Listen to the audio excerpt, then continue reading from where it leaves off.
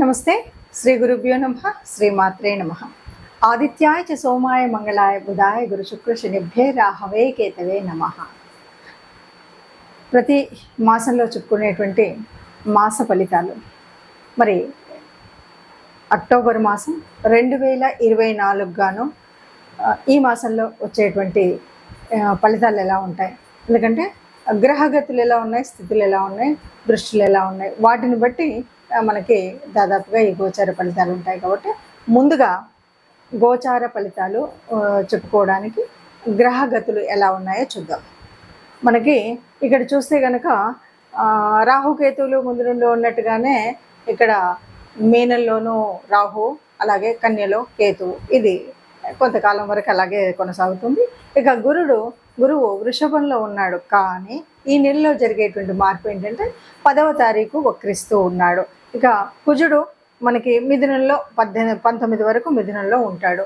అయితే దాని తర్వాత ఏమవుతుంది అంటే కర్కాటక రాశిలోకి వెళ్తాడు. కానీ కుజుడికి అది నీచ రాశి, అంటే కుజుడు నీచ పొందేటువంటి పరిస్థితి అయితే ఉంది ఇక్కడ ఈ మాసంలో. ఇంకా ఇంతకంటే ఏంటంటే కన్యలో అప్పటికే కేతు ఉన్నప్పటికీ ఇక్కడ రవి ఉంటాడు. రవి 15 రోజుల వరకు ఉండి 16 రోజుల వరకు ఉండి తర్వాత మార్పు చెందడం, అలాగే అంటే 17 నుండి తులలోకి వెళ్తూ ఉంటాడు అనమాట. అలాగే బుధుడు కూడా ఆల్మోస్ట్ అంతే, 13 వరకు ఉండి మారడం, ఇక 12 వరకు ఉండి 13లోకి మారుతాడు అనమాట. ఇలా మార్పు ఉన్నప్పటికీ ఇక శుక్రుడు, తులలో ఉన్నటువంటి శుక్రుడు 11వ తారీఖు వృశ్చికంలోకి మారడం అనేటువంటిది గ్రహాల్లో మార్పు. ఇక శని ఎలాగూ వక్రించి కుంభంలో ఉన్నాడు, అది మనకు తెలిసినటువంటిదే.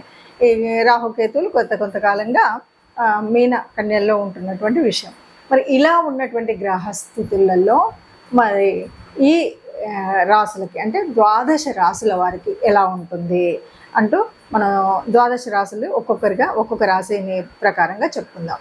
మనం ప్రతి మాసంలో చెప్పుకునేటువంటి మాస ఫలితాలు ఎందుకు చెప్పుకోవాలి అంటే, ఇది జనరల్గా జన్మజాతకంలో ఉన్నటువంటి జాతకాలు మనకు ఉన్నాయి కదా అన్నప్పటికీ కూడా ఏ నెలకా నెల ఎందుకు చెప్తామంటే, ఉన్నటువంటి గ్రహాలు అంటే గోచార రీత్యా మారుతున్నటువంటి గ్రహాల మూలంగా ఒక్కొక్క గ్రహం వారి యొక్క యుతి కానీ దృష్టి కానీ లేకపోతే వీటి యొక్క వక్రగతి కానీ ఇవన్నీ పరిస్థితులు మారుతూ ఉంటాయి కదా. ఇలా మారినప్పుడు ఒక్కొక్క గ్రహం ఇచ్చేటువంటి అంటే నీచ పొందడము, ఉచ్చలోకి రావడం, ఇలా స్వక్షేత్రంలోకి రావడం, వీటి వల్ల ఏ రాశులు ఉన్నారో వాళ్ళకి కొన్ని మార్పులు చేర్పులు అయితే జరుగుతాయి. అంటే గ్రహాలు ఎప్పుడు ఒక చోటు ఉండవు కదా. ఈ మారుతున్నటువంటి గ్రహాల మూలంగా మారేటువంటి మార్పులకు అనుగుణంగా మనం ఏం చేసుకోవచ్చు, ఎందుకంటే ఇలా చూసినంతలో మరి లాభం ఏంటి, మనం జన్మజాతకం మొత్తం రాయించుకున్నావు కదా, ఇలా ఉంది కదా అంటే ఉన్నప్పటికీ కూడా కొంత మార్పు ఉంటుంది. ఏంటంటే దీనివల్ల ఇలా వస్తుంది కాబట్టి ఈ గురుగ్రహం వక్రీకరణ చెందుతుంది కాబట్టి మనం ఈ రకమైనటువంటి పూజ చేద్దాం గురుగ్రహానికి. లేదు రవి నీచపడుతున్నాడు కాబట్టి రవికి నమస్కరిద్దాం, కుజుడు మరి నీచలోకి వెళ్తున్నాడు కాబట్టి ఇలా చేద్దాం అనేటువంటిది ముందు జాగ్రత్త కోసమే ఈ జ్యోతిషం ఉపయోగపడుతుంది. అందుకని గోచార రీత్యా మనం ఫలితాలు ప్రతి వారం చెప్పుకోవాలా, ప్రతి పక్షం చెప్పుకోవాలంటే చెప్పుకుంటే మనకు ఒక రకమైన ముందుగా మనకు మార్గదర్శనం చేసినట్టుగా ఉంటుంది కాబట్టి అలా చెప్పుకుంటాం. అలా మనం ఈ మాసం ఫలితాలు కూడా చెప్పుకుందాం. వృశ్చిక రాశి వారికి ఎలా ఉంది అంటే, రాస్యాధిపతి కుజుడు అంటే సహజ మామూలుగా వృశ్చిక రాస్యాధిపతి అయినటువంటి కుజుడు ఇప్పుడు 15 రోజులు బాగుంటాడు, తర్వాత నీచపడతాడు. ఇది ఒక నష్టం. కానీ రాశిలో శుక్రుడు ఉన్నాడు, ఇది ఒక లాభం. వీరు ఏది చెయ్యాలి అన్నా కూడా ఎట్లా ఉంటుంది అంటే, ఇప్పుడు దశమంలో ఉండేటువంటి పరిస్థితి ఏదైతే ఉండాల్సినటువంటి రవి ఉన్నాడో ఈయన లాభస్థానంలోకి వచ్చాడు, 11వ స్థానంలోకి వచ్చాడు. ఇవన్నీ చూస్తే ఎలా ఉన్నాయంటే ఒక మిశ్రమ ఫలితంలో ఉంటాయి. కాబట్టి మనం ఊహల్లో ఎక్కువగా వెళ్ళకూడదు. పంచమంలో రాహు ఉన్నాడు, ఇదొక కొంచెం కష్టమైన పరిస్థితి. ఏంటంటే ముఖ్యంగా సంతాన విషయంలో ఇప్పుడే గర్భవతులుగా ఉన్నటువంటి వాళ్ళ విషయంలో చాలా జాగ్రత్తలు తీసుకోవాలి. లేదు అంటే గర్భస్రావాలు జరిగేటువంటి పరిస్థితి ఉంటుంది. గర్భిణీ స్త్రీలు ఎవరై ఉన్నా సరే జాగ్రత్తగా ఉండాలి. పంచమం సంతాన స్థానం కాబట్టి సంతానంలో ఇబ్బందులు కలిగేటువంటి, సంతానానికి అనారోగ్యం కలిగేటువంటి విషయాలు ఉంటాయి. సంతానం విషయంలో జాగ్రత్తగా ఉండాలి. సంతాన వివాహాలు కానీ, సంతానానికి జరిగేటువంటి ఉద్యోగ ప్రయత్నాలు కానీ, సంతానానికి సంబంధించిన చదువులు కానీ, ఈ విషయాలన్నింటిలో కూడా జాగ్రత్తగా ఉండాలి. కానీ మళ్ళీ సప్తమంలో ఉన్నటువంటి గురువు 10వ తారీఖు నుండి వక్రిస్తున్నాడు. ఇక్కడ కూడా మన వివాహ సంబంధం కానీ, పార్ట్నర్షిప్ కానీ ఇక్కడ కొద్దిగా ఆలోచించాలి. అలా ఆలోచించితే కొద్దిగా అది 8లో ఉన్నటువంటి కుజుడు మూలంగా కొంత దెబ్బలు తగిలించుకోవడము, లేకపోతే వాహనాల మీద ఇలాంటివి ఈ సంబంధమైనటువంటి ముఖ్యంగా కొన్ని ఇబ్బందులు. ఆ ఇబ్బందులు ఎట్లా అంటే ఆ ఇబ్బందుల మూలంగా ఒక అనారోగ్యం వచ్చేటువంటి పరిస్థితి ఇలాంటివి జరుగుతాయి. కాకపోతే కొంతమంది ఎవరైతే కాంపిటేటివ్ ఎగ్జామ్స్ రాయాలనుకున్నారో వాళ్ళకి మాత్రం ఎవరైతే కొంత సెక్యూరిటీకి సంబంధించిన ఉద్యోగాల్లో ఉంటారో వారు తప్పకుండా అందులో మాత్రం రాణిస్తారు అని చెప్పొచ్చు. ఏది ఏమైనా ఇది విధంగా చెప్పాలి అంటే మాత్రం ఈ రాశికి మిశ్రమ ఫలితాలే ఉన్నాయి. ఏది ఏమైనా ఆలోచించకుండా చేసే పని మాత్రం పెద్ద అనర్థాన్ని తెచ్చే పరిస్థితి ఉంటుంది. కాబట్టి ఏ పని చేయాలన్నా, పెట్టుబడులు పెట్టాలన్నా, ఒక మంచి రేపటికి కావాల్సిన ప్రణాళిక వేయాలన్నా తగు జాగ్రత్తతో ఆలోచించి చేయాలి. మాట్లాడేటప్పుడు మరీ జాగ్రత్తగా ఉండాలి. ప్రస్తుతం మనం చూస్తున్నట్టుగా ఇప్పటి వరకు విన్నటువంటి గ్రహస్థితి మూలంగా ఒక్కొక్క రాశికి మనకు ఇలా చెప్పుకుంటూ వస్తున్నాం కదా. మరి ఇలా ఉన్నప్పుడు అంటే మనం అనుకున్నా అనుకోకపోయినా కొన్ని అంటే జాతక రీత్యా మనం మారుతున్నటువంటి అంటే ఒక రకంగా గురువు వక్రించడం కానీ, తర్వాత కుజుడు నీచంలోకి రావడం కానీ, రవి కూడా అదేవిధంగా 15 రోజుల తర్వాత నీచ స్థితి పొందడం కానీ, ఇలా కొన్ని మార్పులు అయితే ఉన్నాయి. ఇంకా శని ఎలాగో ఉన్నట్టుగా ఉన్నాడు కదా, అంటే వక్ర దిశగా ఉన్నాడు. అలాంటి పరిస్థితులలో మరి ఎలా ఉంటుంది అంటే సహజంగా ఉండేటువంటి చిన్న చిన్న మార్పులు కొంతమందికి కొన్ని రాసుల వారికి ఉపయోగం, కొన్ని రాసుల వారికి కొంత మధ్యస్థంగా మిశ్రమ ఫలితాలు ఉంటాయి, కొన్ని రాసుల వారికి కొంత కష్టంగానే ఉంటుంది. మరి ఎవరికైనా సరే అందరికీ కూడా మనం సుఖంగా ఉండాలి అని మనం యోచన చేస్తాం.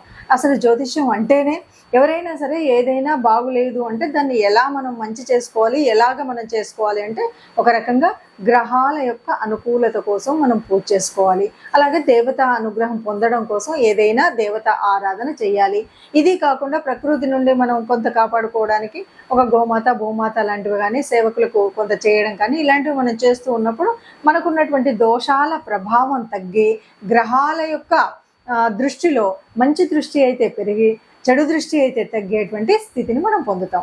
అలాంటి స్థితి పొందడం కోసమే మరి మనం ఏం చేయాలి? ఇప్పుడు ఉన్నటువంటి ఈ అక్టోబర్ మాసంలో ఉన్నటువంటి ఈ పరిస్థితికి మనం ఏం చేయాలంటే తప్పనిసరిగా మనం చేయవలసింది, ఎందుకంటే రవి యొక్క స్థితి మారుతుంది, 15 రోజుల తర్వాత నీచంలోకి వస్తున్నాడు. ఇలాంటి స్థితి ఉంటే తప్పనిసరిగా రవి గ్రహం యొక్క అనుగ్రహం పొందడం కోసం తప్పనిసరిగా ఆదిత్య హృదయం చదవడం కానీ, సూర్య నమస్కారాలు చేయడం కానీ ఇది మర్చిపోకుండా మనం చేయవలసినటువంటి పని. ఇది కాకుండా ఇంకా మరి కుజస్థితి కొద్దిగా ఇబ్బందిగా ఉండేటువంటి పరిస్థితి ఉంది. కాబట్టి భూపిత్రుడైనటువంటి కుజుడి నుండి అనుగ్రహం పొందాలి అంటే మనం తప్పనిసరిగా లలితా అమ్మవారి యొక్క ఆరాధన చేయాలి, లేకపోతే లలితా నామ స్తోత్రాలు చేయాలి. అలా చేసినప్పుడు నీచబంధైనటువంటి కుజుడు మూలంగా జరగబోయేటువంటి భూనష్టం కానీ, గృహ సంబంధమైనటువంటి కానీ, ఆస్తులు కానీ ఇలాంటి నష్టాలు జరగకుండా అమ్మ మనల్ని కాపాడుతుంది. కాబట్టి అలాంటి మీ అనుకూలతను బట్టి మీకు వీలైన దాన్ని బట్టి మీరు లలిత చదువుకోగలుగుతారా, సూర్య నమస్కారాలు ఉదయాన్నే చేస్తారా, లేదు ఇంటి ఇలవేల్పును పూజిస్తారా, మన ఇష్టం ఉన్నటువంటిది. కాకపోతే తప్పనిసరిగా నవగ్రహ మండపానికి మాత్రం ఈ నెలలో ఒకసారి కానీ 2 సార్లు కానీ వెళ్ళడము, నవగ్రహ ఆరాధన చేయడం, ముఖ్యంగా వీలైతే కుజుడు రవి కుజుల యొక్క ఆరాధన చేయడం అనేటువంటిది మర్చిపోకుండా చేయాలి. ఇది కనుక మనం చేసినట్టయితే మీరు అనుకున్న విధంగా ఏదైతే మీరు ప్రణాళిక వేసుకొని వృద్ధిలోకి రావాలనుకుని మనం చేసేటువంటి వృత్తి, వ్యాపార, ఉద్యోగాల్లో ఉన్నాయి వాటిలో అనేక రకాలైనటువంటి మంచి జరుగుతుంది, లేదా జరిగేటువంటి చెడును ఆపే స్థితి ఉంటుంది. కాబట్టి ఈ విధంగా ముందుకు వెళ్ళడం, అన్నింటికీ మించి మనం ఏ దోషం ఉన్నా ఇంకేది తెలియదో నాకు ఒక ప్రత్యేకమైన దేవత ఆరాధన అని కాకుండా కనీసం గోశాలకు వెళ్ళడం, ఆ గోశాలలో గోవులకు గ్రాసం ఇవ్వడం, గోసేవ చేయడం కానీ ఇంకేదైనా చేసినట్టయితే గోమాతకి గ్రాసం ఇచ్చినప్పుడైతే సర్వదోషాలు పోతాయి అన్నది మనం చెప్పేటువంటి విషయం. కాబట్టి ఈ రకంగా మనకున్న ఏ దోషమైనా సరే సరిదిద్దుకోవడం కోసం ఈ మాసంలో మీకున్నటువంటి పరిస్థితిని అనుకూలంగా మార్చుకోవడం కోసం నవగ్రహ మండపానికి వెళ్ళండి, గోశాలకి వెళ్ళండి. మీకున్నటువంటి దోషాలన్నీ పోయి అందరం సుఖంగా ఉంటారు. ఆ సుఖంగా ఉండేటువంటి అందరిలో మనం కూడా ఉండాలని ఆశపడుతూ సర్వే జనా సుఖినో భవంతు.